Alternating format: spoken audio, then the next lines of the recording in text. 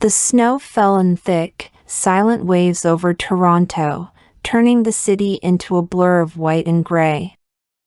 Amira Hassan pressed her forehead against the icy bus window, her breath fogging the glass. Her fingers tightened around the folded Arabic-English dictionary in her lap, its pages dog-eared and scribbled with notes. "Hello. Where is the hospital? Thank you." Simple phrases she'd memorized during the long flight from Damascus, but now, faced with the reality of her new life, they felt as fragile as tissue paper. "Next stop, Dundas Square," the bus driver announced. Amira's heart lurched. This was her stop, the neighborhood where her cousin, Layla, lived. The cousin she hadn't seen in 10 years. The cousin who'd sponsored her and her son, Kareem, to come to Canada after the bombings destroyed their home. But Kareem wasn't with her. The ache of that truth hit Amira like a physical blow. Her 14-year-old son had been too ill to travel when her visa was approved, so she'd made the impossible choice to go ahead, promising to send for him as soon as she found work.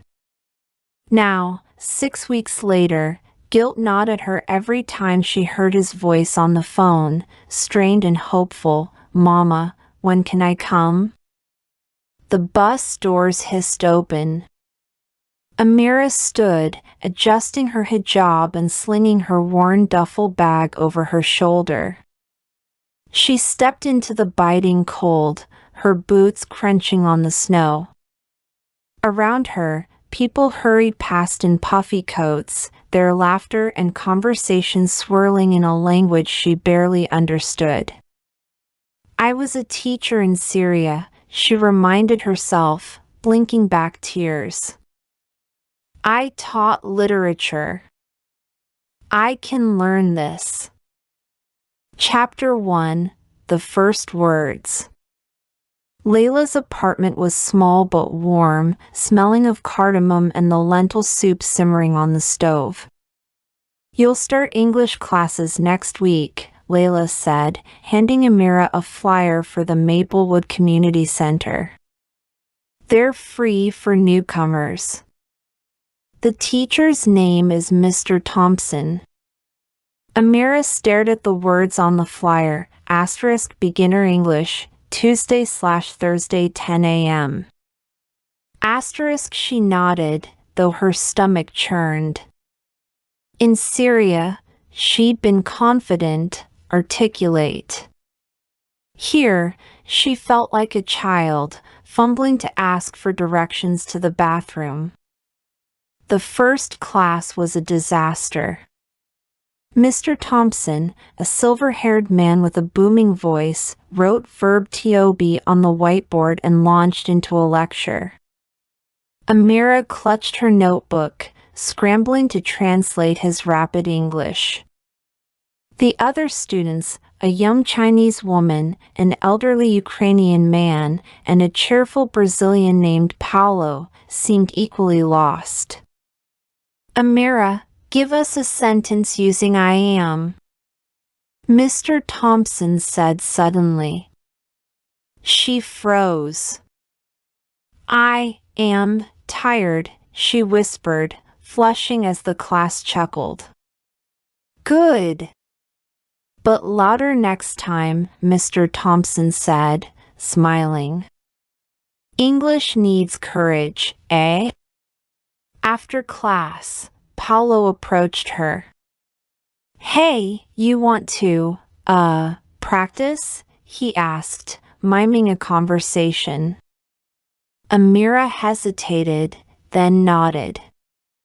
They sat in the community center's cafeteria, pointing at objects and stammering, "Coffee. Window. Cold." Paulo's exaggerated gestures made her laugh for the first time in months. Chapter 2: The Grocery Store Incident. Weeks passed. Amira learned to introduce herself. Hello, my name is Amira. I am from Syria, count money, and read street signs. But outside the classroom, English felt like a wall. One evening, at the grocery store, she searched for cumin to make Kareem's favorite dish. The spices were alphabetized, and she panicked. Cumin. C. She grabbed a jar labeled cinnamon instead. No, that's wrong, a voice said behind her. Amira turned to see a tall woman with a kind face and a toddler in her cart. Cumin is here, the woman said, pointing.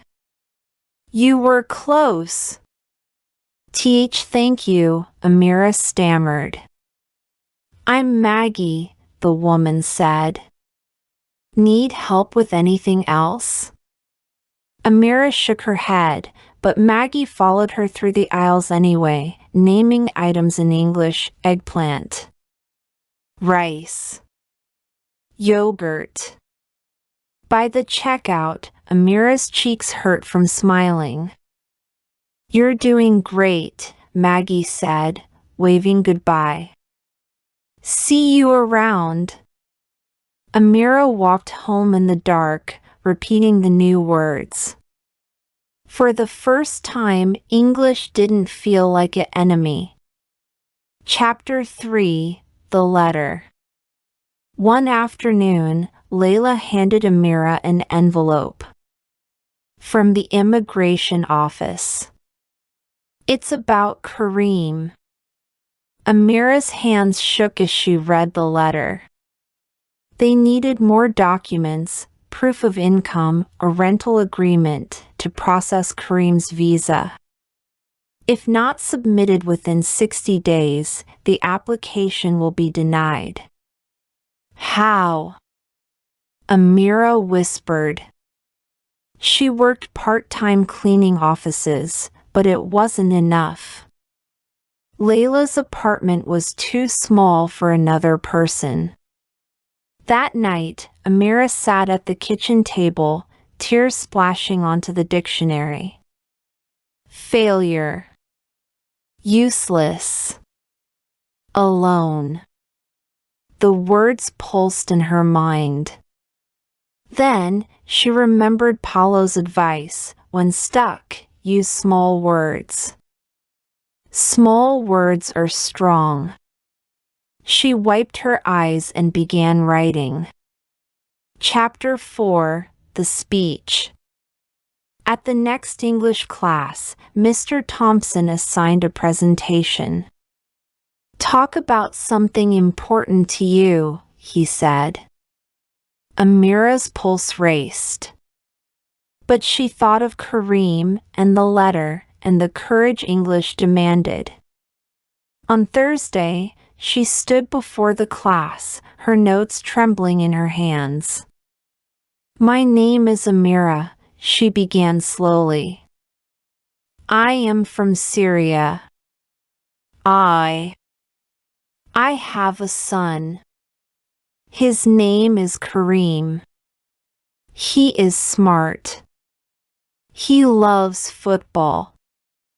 And books. She swallowed.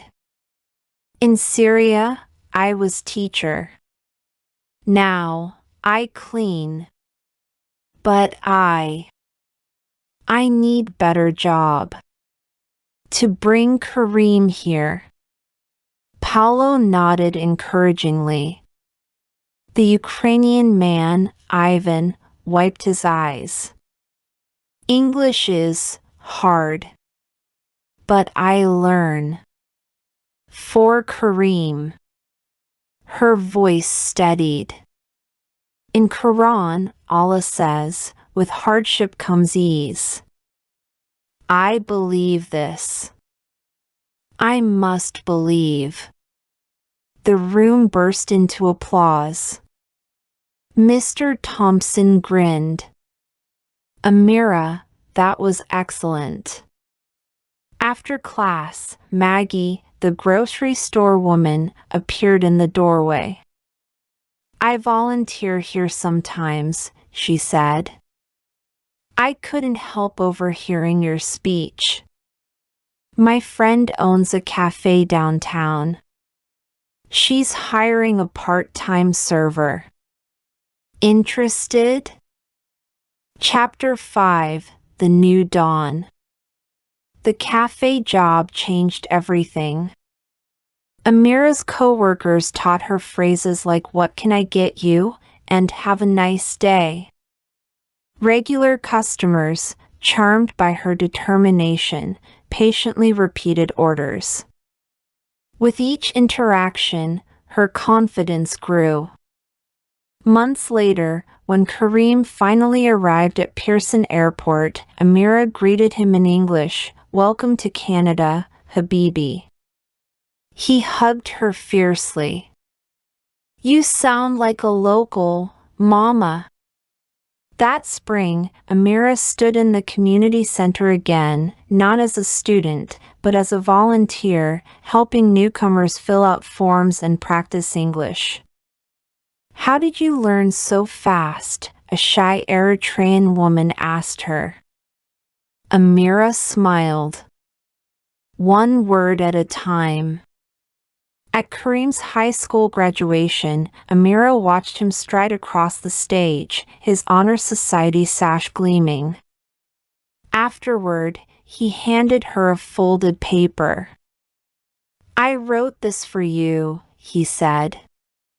It was an essay titled "My Hero," about a woman who crossed an ocean, armed with nothing but a dictionary and love, to build a new life in a new language. Amira hugged him, her tears soaking his gown. Around them, the crowd erupted into applause, a sound that needed no translation.